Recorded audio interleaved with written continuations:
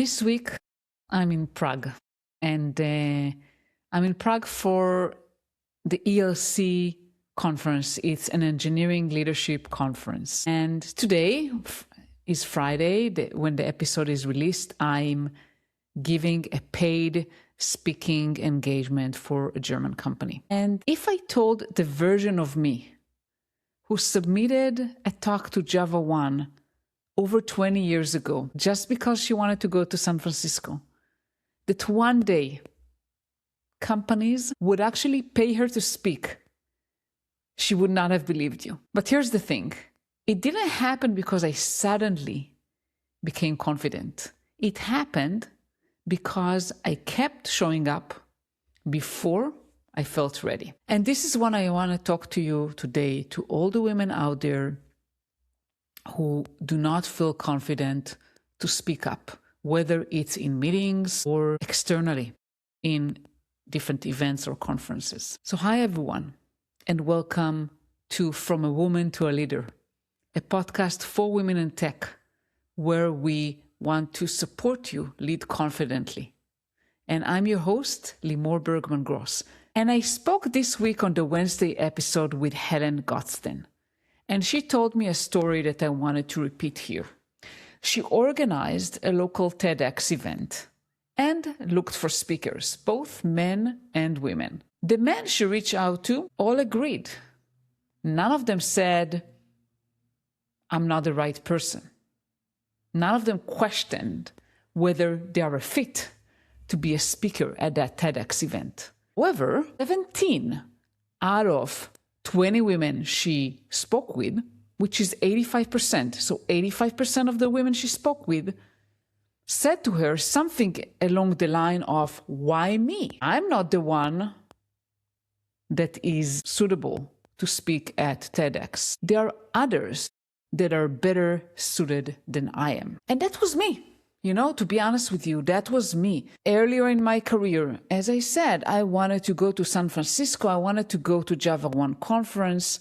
The only way to do that was getting accepted for a talk. And I felt, who is going to accept me to speak? Why? I have nothing to say. Why me? I did it not because I thought I'm good or I thought I should speak, just because I wanted so much to go to San Francisco. But I felt exactly like some of you may feel today. You may question whether you belong on the stage or whether you have something important, interesting to say in a meeting. And I won't forget that conference, that was the first conference I ever spoke with. Speaking in front of about 150 people, that was terrifying. And moving forward in my career, I realized that being visible is important, sometimes even more than actually being competent and doing a good job. And part of being visible is speaking up in events and externalizing your visibility, also building your brand outside of your company. And meetups and events are a wonderful way to do so. And, you know, over 3 years ago, I started this podcast. And one of the motivations for me to start this podcast was because I wanted to bring other women to speak. I wanted to give the opportunities for other women who may think I have nothing interesting to say, to give them the stage and to show them that they actually are interesting. And every woman have a story worth telling. And you know, the greatest joy I have on this podcast is actually speaking with women who tell me, this is the first time I'm speaking at a podcast. I feel very anxious. And after we record and after, you know, they listen to it, they say, wow, that was actually pretty good. I'm so happy I did that. And even a greater joy for me is when a woman who was a guest on my podcast, later on, I see her speaking on other shows and also other events. And that's part of my goal, to give more women confidence to speak up and to show the world what they have and give their gifts to others, because you do have things to share. And you know, for me, speaking in front of a camera, even what I'm doing today, right? I'm sitting at home, I'm recording myself. And sometimes, my husband sees me and thinks I'm crazy, right? Talking with myself. It's not something that comes naturally to me. And even going to the conference this week, to ELC, and speaking at that paid speaking engagement I have today, it's not easy for me. And it's not comfortable. The discomfort doesn't disappear. And still I do it. And when I speak at conferences, even going just to a conference and being in a large crowd of people I don't know is still intimidating to me because my nature is introverted and quiet. And people that sees me externally and especially see me on a stage say, you seem so confident. I always tell them it's not something that is easy for me. It's very uncomfortable, but it's doable. And this is something that I worked on and I still do. And it took me several years to get to where I am today. And I learned to move alongside with the discomfort instead of waiting for it to pass, instead of waiting for everything to be perfect. And my message to you, and this is one thing that I want you to take from today, visibility is a skill that you build. It's not a personality trait you are born with. Helen called it the Cinderella trap. I really like that analogy. It's like waiting for someone to notice you. And unfortunately, it doesn't work. And I have lived that because I always thought that doing a good job is enough. And eventually someone will notice that and notice me. And I will be recognized for that. And I will be promoted. The thing was that it didn't, and I got myself into a situation where I was stuck, frustrated. I wanted to become a manager. I saw others working with me promoted, and I felt very frustrated. And many women that I coach today make the same mistake I did. They believe that if they do a good enough job, someone will notice that.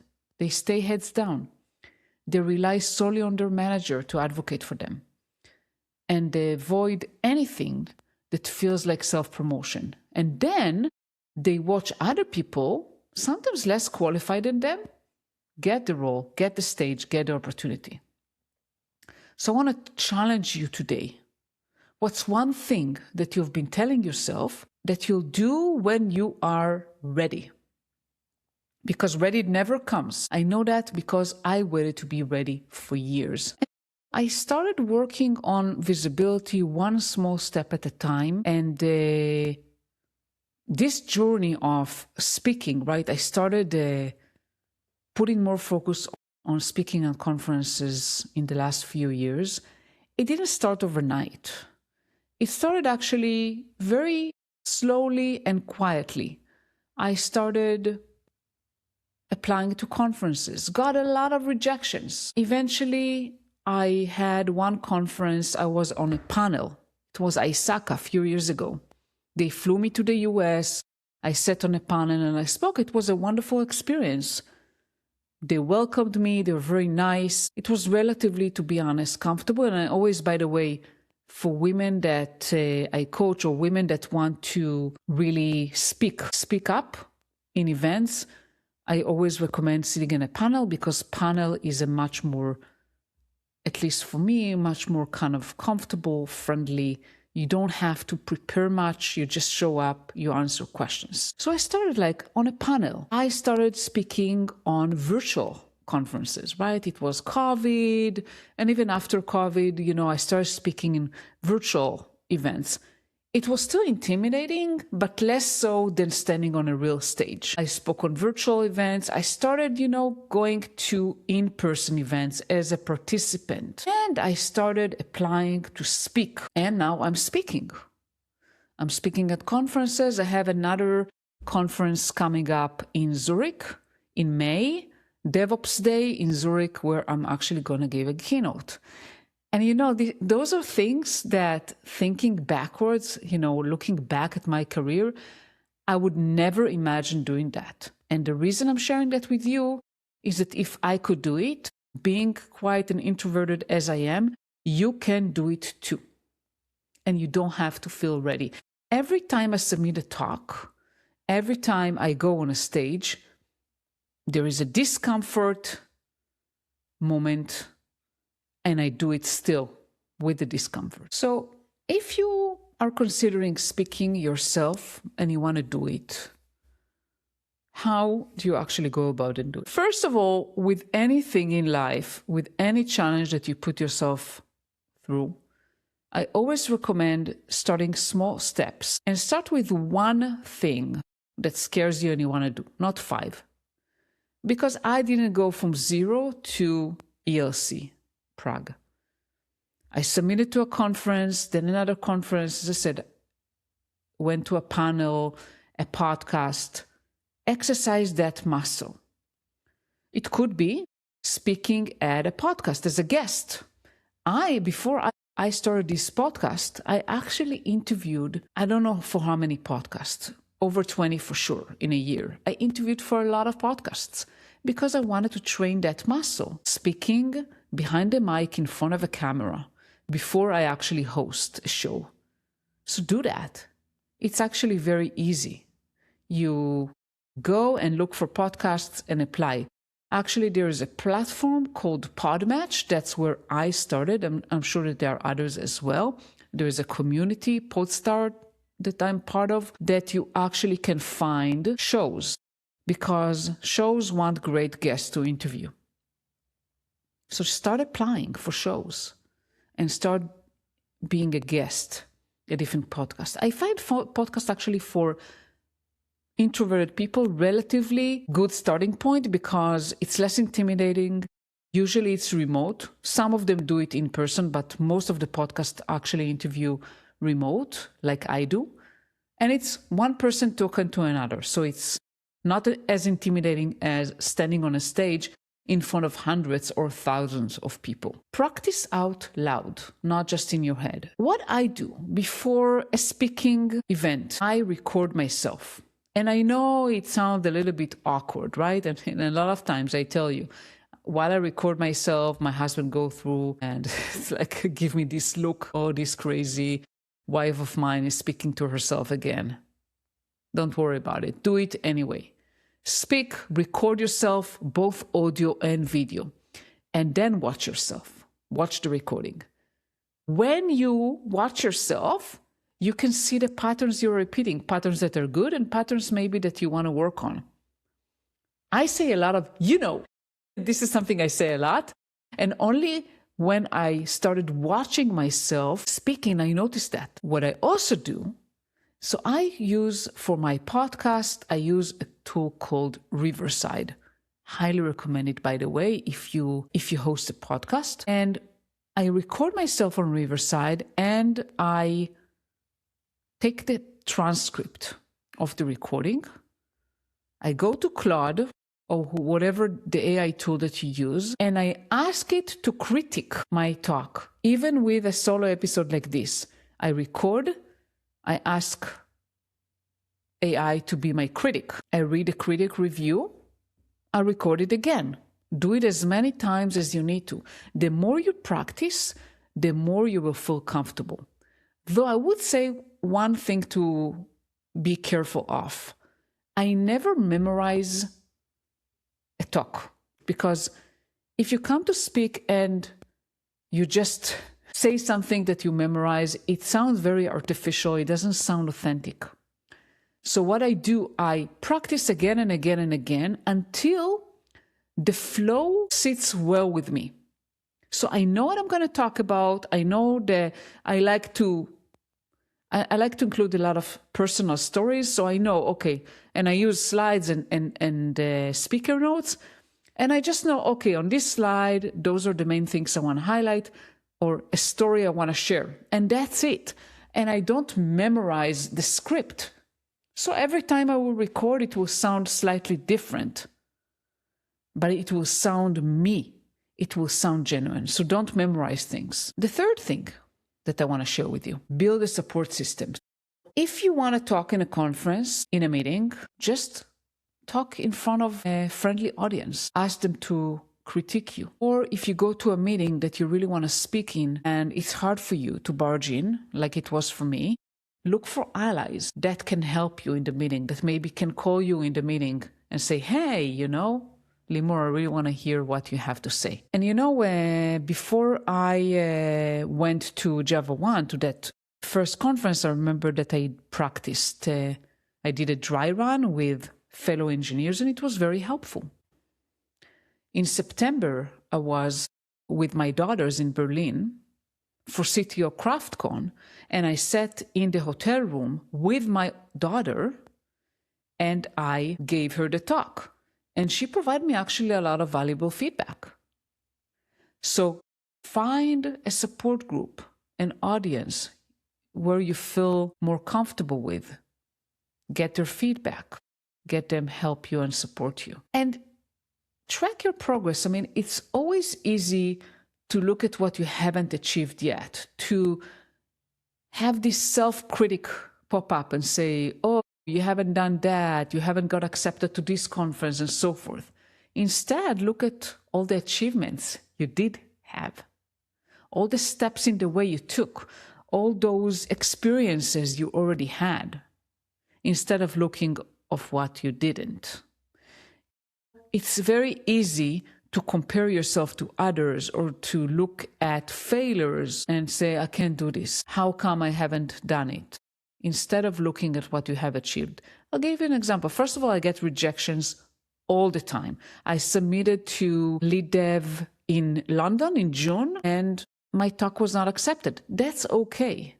I'm not going to be accepted to everything I do. I submitted a talk to Grace Hopper. My talk was not accepted. That's okay. Reframe those rejections as part of life, part of the process.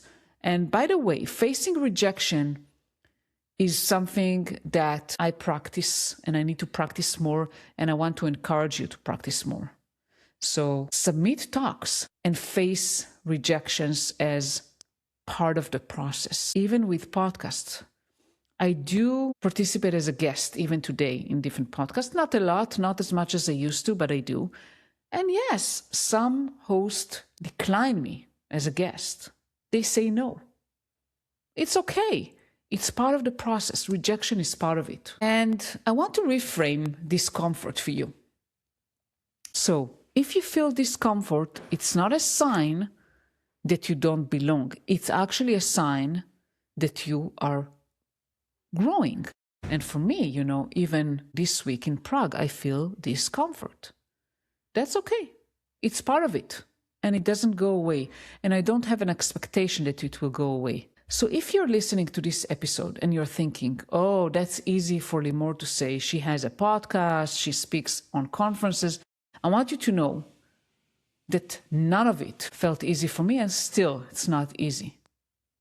Every single step that I take, I'm not always sure if I can do it. I'm doing it anyway. I'm not trying to be perfect. I'm just pushing myself to do it with the discomfort. And I want to invite you to think of one thing you could do this week to make yourself a little bit more visible. Not a huge leap. One thing. Send me a message or tell me what it is. So thank you so much for listening today. I want to invite you to subscribe and follow this podcast, to share it with any woman who needs to hear it. And I'll see you again next week.